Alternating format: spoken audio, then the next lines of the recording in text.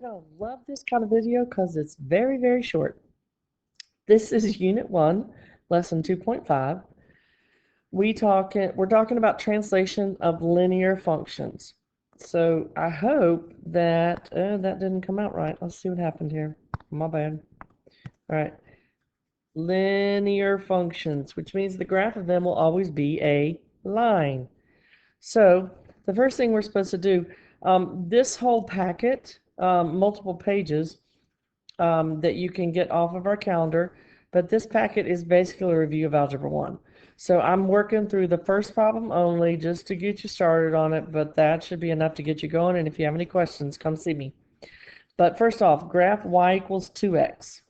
So I did remind them, and that is not what's supposed to happen. I did remind them, if all else fails and you forget, you can always go make a t-chart, x and y values, plug in values for x, and figure out what y is. That's not the goal, and that's not what we want you to be able to do this year, but I do want you to know that's always available. So hopefully, when I write y equals mx plus b, that lets you know and remind you that b is where it crosses the y-axis, and m is your slope. So if we're looking at y equals 2x, it's plus 0 because there is no plus number with it. So that means that we're going to start at 0, and the m is our slope, 2, and everybody was able to tell me that meant that we went up 2 and over 1. So you continue that pattern. I like you to fill up the graph. You don't necessarily have to put a dot at each one, but I think it's important for you to understand how to fill up the graph. Okay, so there is our first equation that I am going to connect the dots to resemble a line. So it looks something like this. I need to straighten that out because I kind of missed some. Okay, and if you do not have colors, okay, when you do it, if you're just using a pencil for everything, which is absolutely fine, then just go up here and label that this is the one that we graphed for A. Okay? Now, let's go look at part B. Okay? Part A said graph y equals 2x, plot at least 5 points. We did that. Now this says translate each point 4 units to the right. Okay? So my 0, 0, I'm going to move it over 4 units to the right. My point that is at 3, 6 is going to be moved over 3 units to the right. My point that is 5, 10 is going to be moved 4 units to the right. So I'm just taking everything, every point, at least 5 of them, okay, you can do as many as you want, and moving them over 5 units to the right. And now I'm going to go connect each of those. Yeah, and it keeps resetting my thing. All right, so it's going to look something like this. And let's see, yeah, looks like that.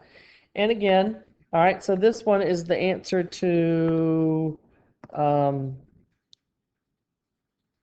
not on the right thing, my bad. Pen. Got to be at a pen.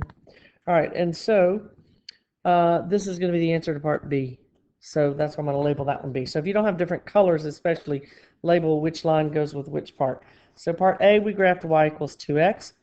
Part B, we shifted everything 4 units to the right.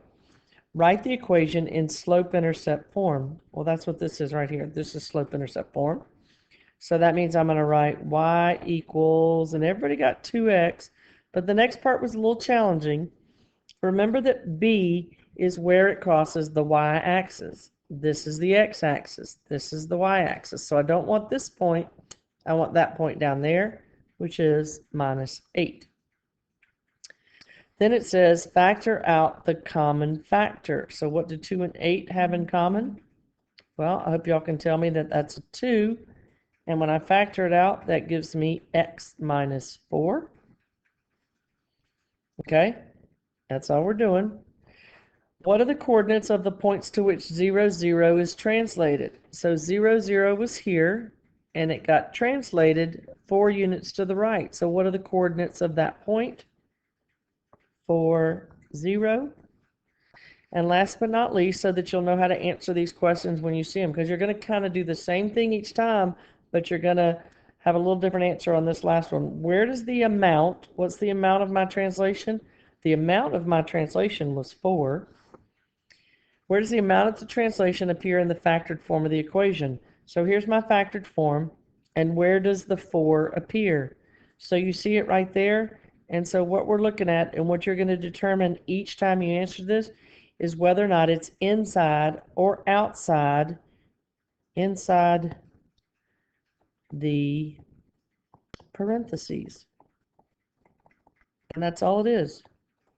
So do your best to answer the questions, do your graphs, and figure out whether or not that translation is inside or outside each time you do it. If you have any questions, please email me or come see me. Thank you very much.